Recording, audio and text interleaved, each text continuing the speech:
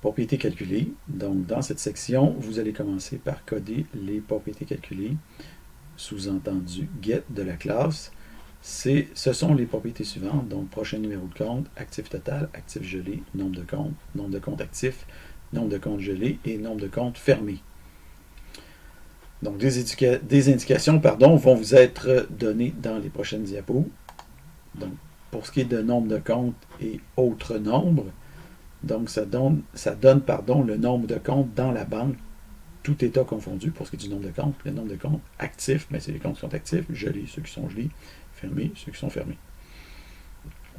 Donc, il y a plusieurs manières de coder ces méthodes-là, mais l'idéal, c'est d'utiliser la méthode count que vous avez dans Link avec des lambda.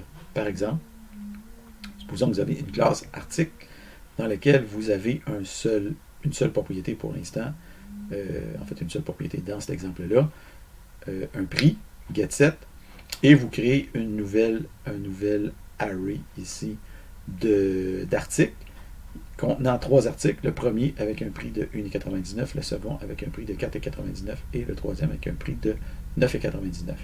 Si après ça vous faites un count, donc on compte les articles tels que son prix, article.prix, est plus petit que 6 $.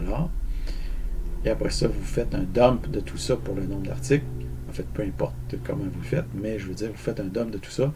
Bon, il y a combien d'articles qui sont en bas de 6 $? Ben, il y en a 2. Donc la réponse, ça va être 2.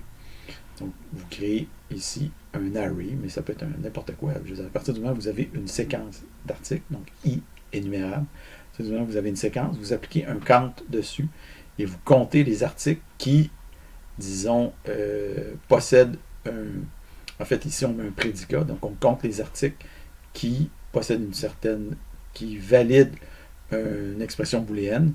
Donc ici, tel que le prix, article.prix est plus petit que 6 $. Donc il y en a 2. Donc, la réponse, c'est 2.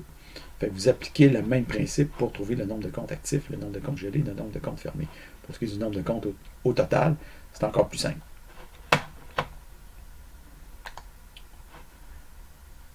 Pour ce qui est de actif total et gelé, donc pour calculer l'actif total, le plus simple, c'est d'utiliser la méthode sum de Link avec un lambda.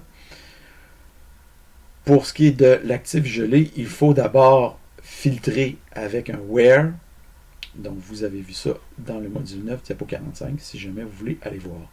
Sinon, vous pouvez aussi, bien entendu, utiliser une boucle avec une propriété get calculée multiligne, si vous voulez.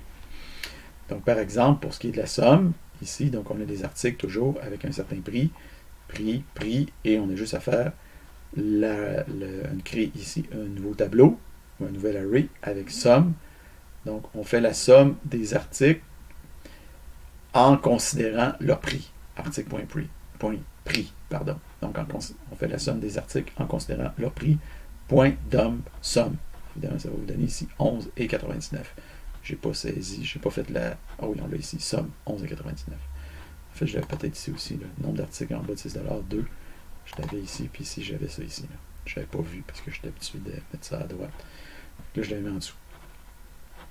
Donc, vous servez du même principe pour ce qui est de compter l'actif gelé.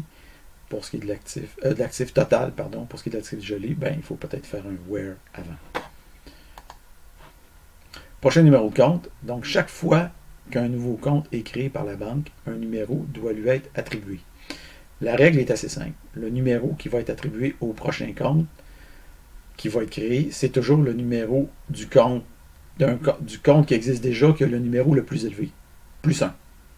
Okay. Par exemple, si vous dans une banque, il y a déjà les comptes 12, 19, 32, 27 et 9, évidemment, normalement, ils seraient dans l'ordre croissant, mais là, on les met en ordre quelconque. Donc, il existe ces 5 comptes-là. Le prochain numéro, ça va être quoi? Ça va être le maximum de cette patente-là, 32, plus 1, 33. Donc, le prochain numéro de compte va être créé avec le numéro 33. Si jamais la banque possède aucun compte, alors le prochain numéro, c'est 1. Alors, il n'y a pas de test spécifiquement pour ces propriétés calculées-là, tout simplement parce qu'ils vont être intégrés au test du constructeur. Une autre raison, c'est qu'on ne peut pas, tant qu'on n'a pas codé le constructeur, on ne peut pas tester ces propriétés-là. Donc, en fait, ces propriétés-là vont être testées à même le test du constructeur de la prochaine section. Donc, il n'y a aucun point qui est attribué ici parce que les points vont être emmagasinés dans la prochaine section. les propriétés get calculées sont faciles à coder comme des one-liners grâce à Link. Moi, toutes ces propriétés-là qu'on a vues, on peut toutes les coder comme des one-liners. Maintenant, faire un commit and push.